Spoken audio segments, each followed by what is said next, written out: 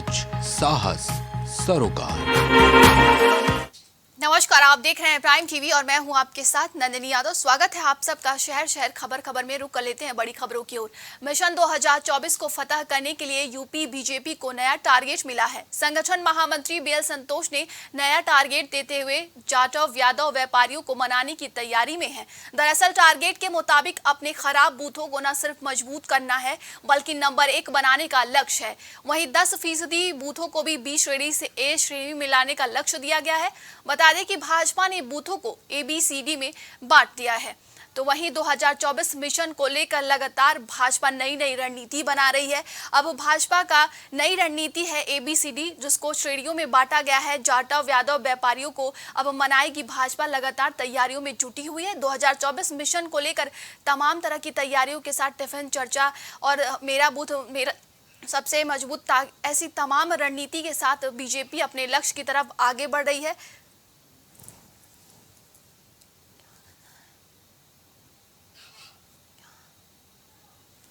बता दें कि भाजपा नया रणनीति बना रही है बीसी के साथ। 2024 मिशन को लेकर तैयारियों के साथ साथ बीजेपी जिस तरीके से यूपी में 80 का लक्ष्य लेकर चल रही है, उसी के साथ नई रणनीति बनाई है। बताया जा रहा है कि अब यादव जाटव और व्यापारियों को साधने की कोशिश कर रही है। और ये भी बताया जा रहा है कि अब बूथों की जो है श्रेणी बांट दी गई है, जिसमें ABCD श्रेणी में बांटा गया है।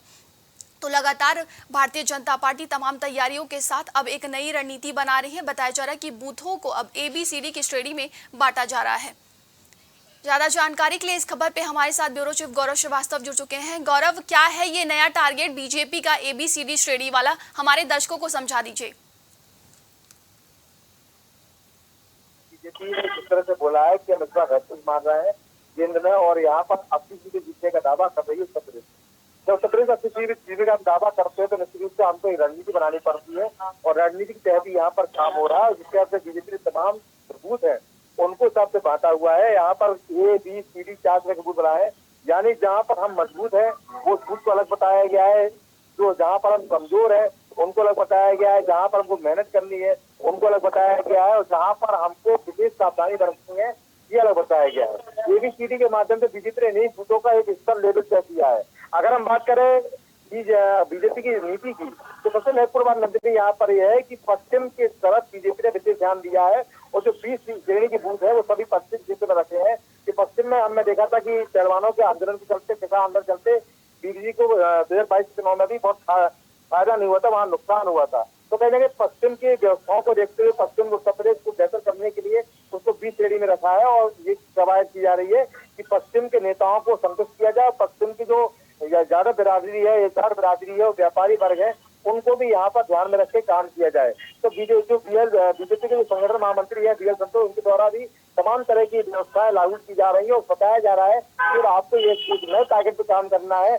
हमको यादव वर्ग को देखना है, हमको मुस्लिम वर्ग को देखना है, हमको व्यापारी वर्ग को भी देखना है। इसके अलावा जो 20 श्रेणी के जो हमारे बूथ है उनको भी देखना है, क्योंकि अगर हम बात करें 20 श्रेणी की बूथ की हम उनकी बात करेंगे जहाँ पर बीजेपी को विशेष लाभ नहीं मिला था, यहाँ पर मेहनत करनी है जिससे कि आपको लाभ मिले। और ये श्रेणी की बूथ को आते हैं जहाँ पर कि एक श्रेणी बूथ हमारा अच्छा वहाँ पकड़ है, तो यहाँ पर पकड़ के हिसाब से बूथों को यहाँ डिवाइड किया गया है, बांटा गया है और सबकी प्रयास यही है कि बूथों पर जीत कर ही हम आगे बढ़ सकते हैं। और हमने हमेशा से देखा है कि बीजेपी बूथ स्तर पर मेहनत करती है और बूथ संगठन से उनके पकड़ बहुत मजबूत है। प्रत्येक वार्ड में उनके बहुत सारे लोग हैं, हर बूथ स्तर पर उनका संगठन मजबूत है और यहाँ तक की व्यवस्था होती है कि पन्ना प्रमुख की भूमिका भी यहाँ पर बड़े बड़े लोग निभाते हैं। मैं पहले भी देखा है, यहाँ पे चुनाव हुआ था, केंद्रीय गृह एवं सहकारिता मंत्री अमित शाह वहाँ पर पन्ना प्रमुख बनते। पन्ना प्रमुख की भूमिका क्या अगर पता है नंदनी, तो एक पन्ना जो होता है जितने भी वोटर आते हैं वो सब पन्ना प्रमुख के अंदर में आते हैं। और यहाँ पर जब केंद्रीय गृह एवं राज्य मंत्री केंद्रीय गृह एवं सहकारिता मंत्री अमित शाह जब पन्ना प्रमुख बन सकते हैं तो बीजेपी समय समय पर सभी को यहाँ पर जिम्मेदारी देती है और यहाँ जिम्मेदारी के तहत ही यहाँ पर विशेष रूप से जो बूथ को अलग अलग बांट कर और सभी वर्गों को यहाँ पर ध्यान में रखते हुए नीति बनाई जा रही है और टारगेट दिया जा रहा है। जी देखिए गौरव, भारतीय जनता पार्टी कहीं से भी चूकना नहीं चाहती है। इसी के साथ जिस तरीके से जातिगत वोट वो साधने की कोशिश में लगी हुई है, जमीनी स्तर पर भरी वो तैयारी कर रही है। बताया जा रहा है कि फेरी वालों के साथ मिलकर, सब्जी वालों के साथ मिलकर सरकार की योजनाएं बताई जाएंगी। तमाम तरह की ऐसी रणनीति बनाई जा रही है 2024 मिशन को लेकर। यहाँ पर तमाम तरह की नीति लगभग 1.5 महीने से नीति देख रहा है। मई की बात करें, मई से अभियान शुरू हुआ था, जनता संपर्क अभियान शुरू हुआ था। इसके अलावा प्रेस वार्ता के माध्यम से तमाम देश के तमाम जगहों पर हमने देखा था बीजेपी विधानसभा कार्यकाल को यहाँ पर बताने नजर आई थी। इसके अलावा चाय पे चर्चा, टिफिन में चर्चा, तमाम तरह के कार्यक्रम चलते आ रहे थे। इसके अलावा हमने अब अभी देखा है पिछले हफ्ते ही एक नई नीति बनाई गई थी कि जो कारखाने हैं, जो बड़ी बड़ी फैक्ट्रियां हैं, वहां पर श्रमिक है, श्रमिकों से संवाद स्थापित करेगी, जो मजदूर उनसे संवाद स्थापित करेगी, उन्हें नीतियां बताएगी और बताएगी उनके लिए हम क्या कुछ बेहतर कर रहे हैं। तो बीजेपी समाज के सब वर्गों को यहाँ लेकर चलने की जो रणनीति है वो यहाँ पर सफलता का पूर्वक प्रयास करना चाहती है कि बेहतर रणनीति का काम हो और समाज के हर वर्ग को हम तत्परता संवाद स्थापित कर पाए। क्योंकि यहाँ पर 80 सीट जीतना इतना आसान नहीं है। क्योंकि अगर हम बात करें परिणामों की तो 2014 की अगर बात करें तो बीजेपी उस समय 71 सीटें जीत कर आई थी। तो यहाँ पर बीजेपी का खासा बद देखा गया था। 14 में एक नई तरह की लहर थी और 71 सीटें जीतना बड़ी बात होती है उत्तर प्रदेश में। उसके बाद हमने देखा है जब 19 चुनाव हुआ था तो बीजेपी को महज यहाँ पर 64 सीटें मिली थी, 2 सीटें अपना दल को यहाँ पर मिली थी। तो कहीं ना कहीं वहाँ पर बीजेपी को नुकसान हुआ था, लगभग 7 सीट होता है। तो यहाँ पर बीजेपी अब प्रयास ये करना चाहती है कि 2014 से और बेहतर जाए, 19 से परेशान न दोहराया जाए बल्कि 14 से और हम आगे जाए। इसलिए बीजेपी ने 80 सीट का यहाँ पर लक्ष्य रखा है और लक्ष्य प्राप्ति के लिए बीजेपी तमाम तरह के सम्मानों के माध्यम से, कार्यक्रमों के माध्यम से, चर्चाओं के माध्यम से, प्रेस वार्ताओं के माध्यम से और जनता संवाद के माध्यम से अपनी जो जमीन अब तैयार करके नजर आ रही है। और नीति उसकी यही है, चाहे बूथ के स्तर की राजनीति हो, चाहे राज्य स्तर की राजनीति हो, चाहे श्रमिक स्तर की राजनीति हो, चाहे व्यापारी वर्ग की राजनीति, चाहे राजनीतिक दलों की राजनीति हो, सबको अपने साथ कर हम लगातार देख रहे हैं कि तमाम तरह के नेता बीजेपी में लगातार शामिल भी हो रहे हैं। अपनी बीजेपी अपना सुनवा लगातार बढ़ाती चली जा रही है और खासतौर पर पश्चिम उत्तर प्रदेश में और खासतौर पर और देखा है तो पूर्वी उत्तर प्रदेश में बीजेपी एक बेहतर रणनीति से काम करती नजर आ रही है। जी गौरव, बने रहिएगा हमारे साथ, आगे आपसे और भी जानकारी लेंगे। इस जानकारी के लिए बहुत बहुत शुक्रिया आपका। तो मिशन 80 को लेकर लगातार भारतीय जनता पार्टी नई रणनीति बनाई जा रही है। तमाम तरह की रणनीतियों के साथ अब एक नई रणनीति तैयार की गई है। ABCD की श्रेणी में अब लोगों को रखा जाएगा। वहीं बताया जा रहा है कि जाटव, यादव और व्यापारियों के साधने की कोशिश कर रही है भारतीय जनता पार्टी। आगामी लोकसभा चुनाव को सभी दल एक्शन मोड में नजर आ रहे हैं। वहीं लोकसभा चुनाव में सियासी परचम लहराने को बेताब कांग्रेस भी पीछे नहीं रहना चाहती है। राहुल गांधी भी भारत जोड़ो यात्रा 2 में यूपी का दम नजर आएगा। वहीं 80 लोकसभा वाले इस प्रदेश में राहुल की 20 से 25 दिन यात्रा निकालने की प्लानिंग है। सिर्फ यही नहीं, प्रियंका के अलावा उनके साथ विपक्ष के बड़े चेहरे अखिलेश यादव, जयंत चौधरी और तेजस्वी यादव भी नजर आ सकते हैं। यात्रा में ज्यादातर फोकस पश्चिमी यूपी पर रहेगा। इसके जरिए कांग्रेस लोकसभा की 27 सीटों को साधने की कोशिश करेगी। दरअसल राहुल 15 अगस्त से भारत जोड़ो यात्रा का पार्ट 2 निकालने की तैयारी कर रहे हैं। इसकी शुरुआत गुजरात के पोरबंदर से होगी। समापन नॉर्थ ईस्ट में त्रिपुरा की राजधानी अगरतला में होगा। वहीं भारत जोड़ो यात्रा के फर्स्ट फेज में राहुल ने करीब 4000 किलोमीटर का सफर तय किया था। तो एक बार फिर से रुक करते हैं ब्यूरो चीफ गौरव श्रीवास्तव की तरफ। गौरव, अब बताया जा रहा है कि भारत जोड़ो यात्रा का पार्ट 2 आने वाला है जिसमें मिशन यूपी होगा। जी बिल्कुल रंजनी, यहाँ पर चूंकि राहुल गांधी पहले भी बड़ी यात्रा कर चुके, 25 दिन की यात्रा थी। जो यात्रा कन्याकुमारी शुरू हुई थी और कश्मीर के लाल चौक पे खत्म हुई थी और इस दौरान यात्रा के दौरान राहुल गांधी के सभी वर्गों से लोग मिल रहे थे और उससे जुड़ रहे थे और हमने लगातार देखा है। बड़े स्तर पर यात्रा थी, 70 किलोमीटर की यात्रा थी। इस यात्रा के माध्यम से राहुल गांधी ने अपनी छवि को बहुत अच्छी तरह से बेहतर तरीके से जागृत करने का प्रयास किया था और जनता के बीच लोगों को सम्मान स्थापित करते नजर आ रहे थे। लोग लगातार तमाम तरह की तस्वीरें हम लोग देख रहे थे, वीडियो देख रहे थे जहाँ पर लोगों का समर्थन उनको मिलता दिख रहा था। तो कहीं ना कहीं राहुल गांधी का कहना ये था कि अब हम शायद कर सकते हैं कि यहाँ पर अब इस बात उत्तर प्रदेश में 80 सीट जीतने की बात करने की बात, बीजेपी को हराने की बात, चुनौती देने की बात हो तो राहुल गांधी का विचार भी यही है कि भारत जोड़ो यात्रा का दूसरा फेज शुरू किया जाए और अनुमानित किया जा रहा है कि यात्रा 15 अगस्त से शुरू होगी और गुजरात के पोरबंदर शुरू होकर ये बाकायदा बिहार होते हुए उत्तर प्रदेश आएगी और कहा जा रहा है उत्तर प्रदेश के 80 सीटों के ऊपर निकलने की उम्मीद रहेगी। हालांकि शुरुआत में जरूर बताया जा रहा है कि 27 सीटें जो महत्वपूर्ण है पश्चिम उत्तर प्रदेश की, वहां पर अगर हम बात करें संभल की बात करें, रामपुर की बात करें, मुरादाबाद की बात करें, सहारनपुर की बात करें, बिजनौर की बात करें, पढ़ाई की बात करें, फरुखाबाद की बात करें, कासगंज तमाम सीटों की बात करें, नगीना की बात करें, तो कुल मिला के 27 से 28 सीटें वहां पर है। वहां सीटों पर राहुल गांधी विभिन्न रूप से प्रभावी रूप से आगे बढ़ने का काम करने नजर आ रहा है कि यहाँ पर क्योंकि मुस्लिम वर्ग का वोट भी उनको मिलने की उम्मीद नजर आ रही है। उसके अलावा ये भी है कि जो आम जनता जो लगातार जुड़ रही है भारत जोड़ो यात्रा के माध्यम जुड़ेगी तो उसका लाभ भी उनको मिलेगा और यही लाभ को देखते हुए यहाँ पर प्रस्तावित की जा रही है कि 15 अगस्त से एक नई भारत जोड़ो यात्रा फेज 2 यहाँ पर शुरू होगा। हालांकि इस बार थोड़ा अलग ये है कि इस बार जब मैंने देखा था जब उन्होंने भारत जोड़ो यात्रा का के लिए तमाम लोगों को लेटर लिखा था, चाहे हम अखिलेश यादव की बात करें, चाहे जयंत चौधरी की बात करें, चाहे तेजस्वी यादव की बात करें, सभी जगह उनको केवल शुभकामनाएं दी गई थी। अलग है और यहाँ पर ये जानकारी मिल रही है कि अखिलेश यादव, प्रियंका गांधी वाड्रा, जयंत चौधरी और तेजस्वी यादव जैसे बड़े नाम भी यहाँ पर उनकी भारत जोड़ो यात्रा में शामिल हो गए। यहाँ पर केवल शुभकामनाएं नहीं बल्कि इनकी यात्रा के साथ करने का काम भी किया जाएगा। जी गौरव, देखिए वहीं पर कहा जाता है कि जिस तरीके से यूपी में कांग्रेस अपना जमीनी स्तर खो रही है, तो क्या लगता है कि भारत जोड़ो यात्रा पार्ट 2 से वाकई कांग्रेस को मजबूती मिलेगी क्या? चाहिए तो यहाँ पर बराबर काम करना पड़ेगा। हमने पहले भी देखा है कि जब 2022 का चुनाव हुआ था, प्रियंका गांधी वाड्रा महज 9 महीने पहले यहाँ पर आई थी और लड़की लड़की के नारे को लेकर आई थी। तमाम तरह के स्टेटमेंट उन्होंने जारी किए थे। तमाम राज्यों के जो मुख्यमंत्री वो भी यहाँ पर आकर बैठ रहे थे और सरकार की नीतियों को बता रहे थे, जो उन्होंने काम बेहतर किया। उसी बात की उदाहरण वो उत्तर प्रदेश में देना चाह रहे थे कि उत्तर प्रदेश में यहाँ पर कांग्रेस को आप साथ देंगे तो उत्तर प्रदेश में भी तस्वीर बदलेगी। उसके अलावा उन्होंने 40% महिलाओं को टिकट भी देने की बात कही थी, जो किया गया, पर यहाँ पर तस्वीर नहीं मिल पाई और उत्तर प्रदेश में कांग्रेस को नए 2 सीटें मिल पाई। तो कहीं ना कहीं यहाँ पर अगर आप समय पर नहीं आएंगे तो यहाँ पर जनता आपको नकार देगी। अगर वास्तव में उत्तर प्रदेश में कांग्रेस पार्टी अपने आप की थोड़ी जमीन अपना पाना चाहती है तो उसको सशक्त प्रदर्शन करना पड़ेगा, संघर्ष करना पड़ेगा, जनता के मुद्दों के लड़ना होगा। दूसरा उनको नजर नहीं आ रहा है कि राहुल गांधी के सजा को लेकर वो लड़ सकते हैं, नमक सत्याग्रह को लेकर बात कर सकते हैं और एक अलग सत्याग्रह की बात कर सकते हैं। राहुल गांधी सजा हुई तो प्रदर्शन कर सकते हैं, पर जनता के मुद्दों पर अब तक प्रदर्शन देखने को नजर नहीं आ रहा है, जो बहुत आवश्यक है। क्योंकि हमने पहले भी देखा जाए 2014 की बात करें, जब मनमोहन सरकार थी उसके पहले, तब हमने देखा है कि 2014 से पहले बीजेपी लगातार प्रदर्शन करती थी। उनके तमाम बड़े नेता सिलेंडर लेके आलू के माला पहनकर सरकार की नाक बदनाम करते तो बताते थे महंगाई की मार अब जनता नहीं झेलेगी और तमाम तरह की जो विरोध थे वो दिखाते थे कि बीजेपी ने विपक्ष की भूमिका बहुत बेहतर तरीके से निभाई थी। तो उसका परिणाम ही रहा था कि 2014 में बीजेपी यहाँ पर पूर्ण बहुमत के साथ आई थी। तो कहीं ना कहीं यहाँ पर कांग्रेस को भी बड़ी नीति अपनानी पड़ेगी, मेहनत करनी पड़ेगी, संघर्ष करना पड़ेगा और जमीन तैयार करनी पड़ेगी। भारत जोड़ो यात्रा अलग बात है, ठीक है, भारत जोड़ो यात्रा कर रहा है, अच्छी पहल है, और भारत जोड़ो यात्रा से पहले उनको तमाम जमीनी मुद्दों पर यहाँ संघर्ष करना पड़ेगा। समय बहुत कम बचा है, ऐसा ना होगा समय से पहले जागृत नहीं होंगे, काम नहीं करेंगे, जनता संपर्क स्थापित नहीं करेंगे। हमने अभी हाल में ही निकाय चुनाव में भी देखा है कि कांग्रेस पार्टी निकाय चुनाव को बेहतर तरीके से नहीं लड़ा, इस प्रकार से बीजेपी को पास ओवर किया है। सारे नेता उनके कर्नाटक चुनाव में बिजी थे। तो कहीं ना कहीं यहाँ पर अगर उत्तर प्रदेश को आप हल्का लेंगे, गंभीरता से नहीं देंगे, तो वही स्थिति जो 2014 और 19 में हुई है, वही स्थिति दोबारा फिर हो सकती है।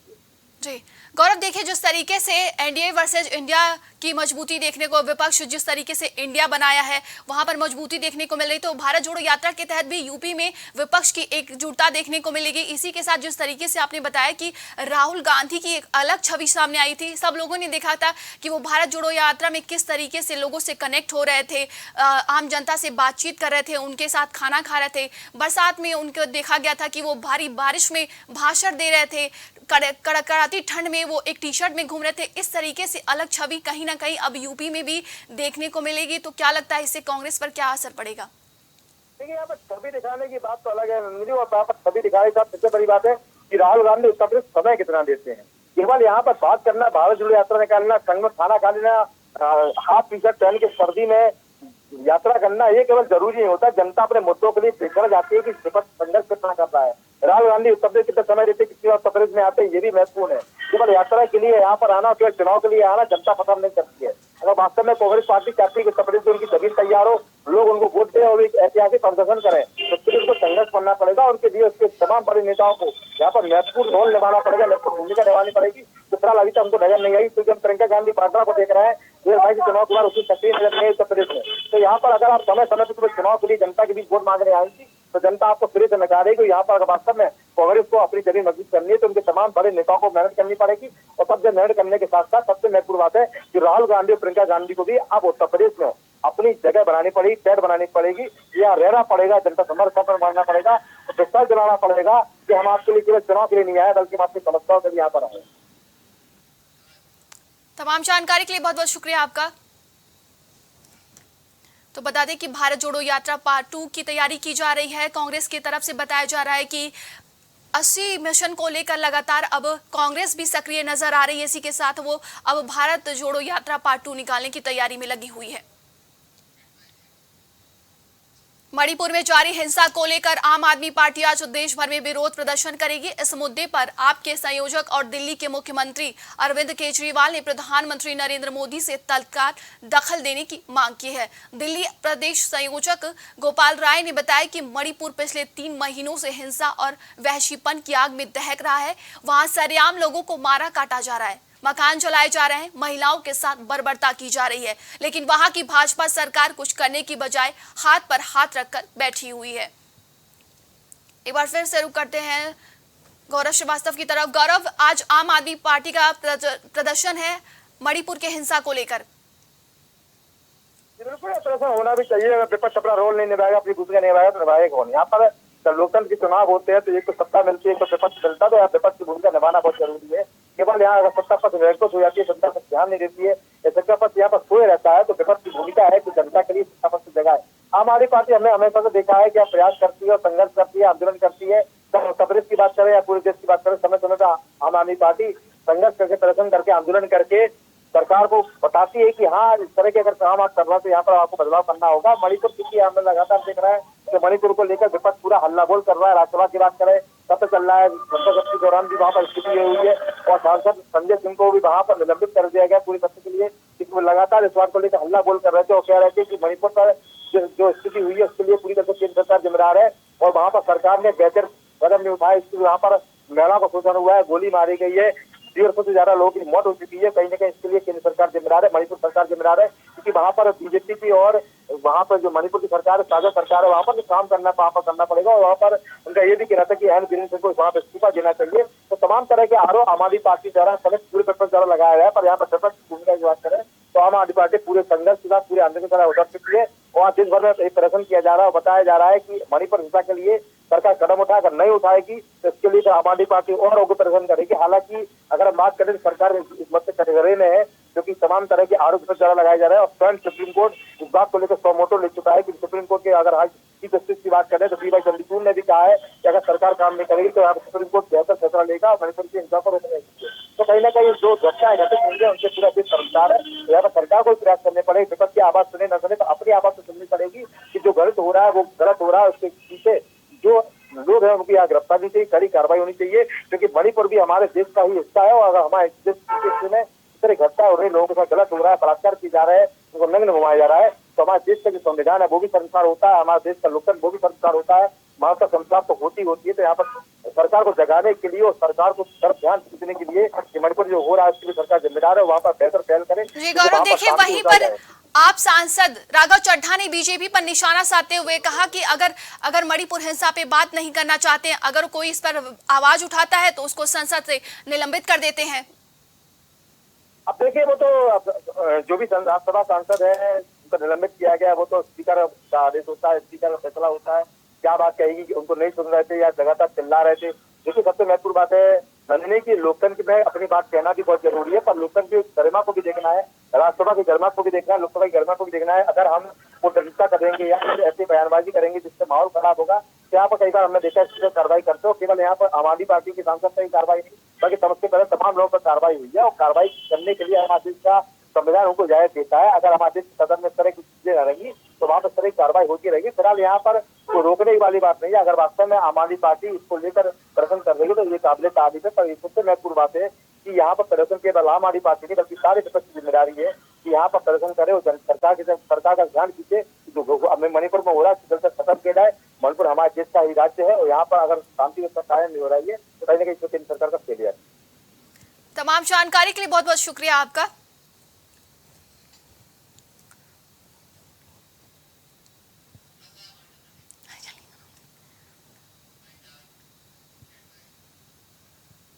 आज के लिए शहर शहर खबर खबर में बस इतना ही। देश दुनिया की तमाम खबरों के लिए देखते रहिए प्राइम टीवी।